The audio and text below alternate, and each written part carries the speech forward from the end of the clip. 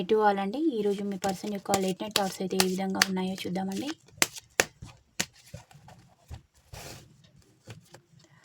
మీతోటి రీయూనియన్ కావాలని కోరుకుంటున్నారు. కొత్త లైఫ్ అనేది స్టార్ట్ చేయాలి. ఇప్పటిదాకా చేసిన టైం అంతా వేస్ట్ చాలు.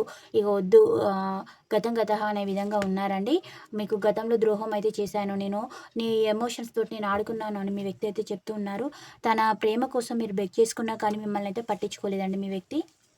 ఇప్పుడు మీకు జస్టిస్ అనేది చేయాలనుకుంటూ ఉన్నారు. వాళ్ళ లైఫ్‌లో ఉన్న లేడీ యొక్క అంగీకారంతోటి మీ జీవితంలోకి వచ్చేసి అన్నీ పాజిటివ్‌గా మార్చుకోవాలని అయితే ఆ వ్యక్తి అయితే చూస్తూ ఉన్నారు. ఇప్పటిదాకా నేను ఈగో యాటిట్యూడ్ అనేది చూపెట్టాను. ఇక పైన నేను చూపెట్టాను. నువ్వు నన్ను ట్రస్ట్ చేయాలి మీ వ్యక్తి అయితే అంటూ ఉన్నారు. నేను అలసిపోయాను.